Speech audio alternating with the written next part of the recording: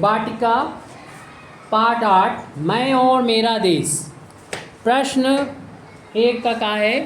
स्वामी राम तीर्थ को स्टेशन पर फलों की खोज क्यों करनी पड़ी?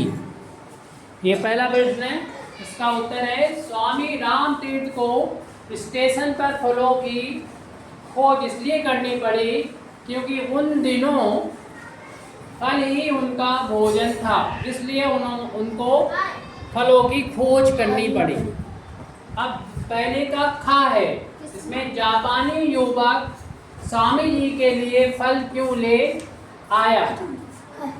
तो इसमें इसका उत्तर है जापानी युवक स्वामी जी के लिए फल इसलिए लाया क्योंकि वह चाहता था कि उसके देश का नाम बदनाम ना हो कि जापान में फल नहीं मिलते हैं। यानी ये स्वामी जी के मुंह से ये निकल गया था कि क्या जापान में फल नहीं मिलते, तो शायद जापान में फल नहीं मिलते, लेकिन वो उस युवक ने सुन लिया और सोचा कि मेरे देश का नाम बदनाम ना हो, इसलिए उसने कहा फल लाके स्वामी जी को दे दिए और उसके पैसे भी नहीं लिए। जब स्वामी जी ने मांगे देने के लिए कहा कि पैसे, वो समझे कि एक फल विक्रेता है, फल बेचने वाला है, लेकिन उन्होंने उस युवक ने, जापानी युवक ने स्वामी जी से फल के पैसे नहीं लिए और कहा कि क्या कहा था कि अपने देश जाना तो ये ना कहिएगा आप कि हमारे देश में जापान में फल नहीं मिलते।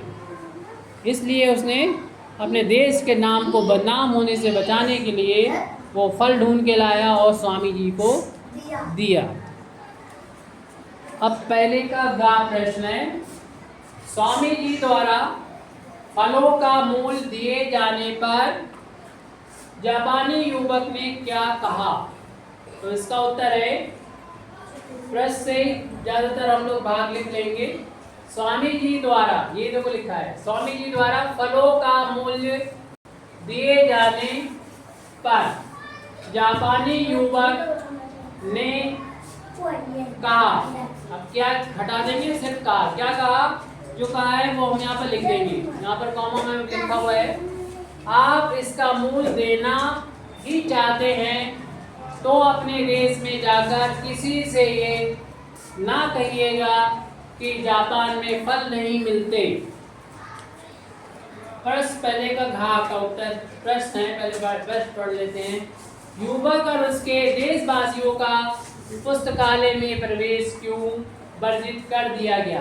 यानी दूसरे देश का एक युवक था, उसका जापान में उसका प्रवेश वर्जित कर दिया गया कि जापान में नहीं आ सकता, उसके देशवासी भी जापान में नहीं आ सकते। इसका उत्तर है युवक और उसके देशवासियों का पुस्तकालय में प्रवेश इसलिए वर्जित कर दिया गया था क्योंकि युवक ने सरकारी पुस्तकालय की पुस्तक से दुर्लभ चित्रों को निकाल लिया था, यानी चोरी कर लिया था। दुर्लभ मतलब ऐसे चित्र जो और कहीं नहीं मिलते हैं, दुर्लभ बहुत कम मिलते हैं, ऐसे चित्रों को उसने निकाल लिया था किताब से, यानी चोरी कर लिया था। और फिर बाद में वो एक दूसरे जापानी युवक ने उसे देख लिया और उससे जो पुस्तकालय प्रभारी था उससे शिकायत की, जिसने फिर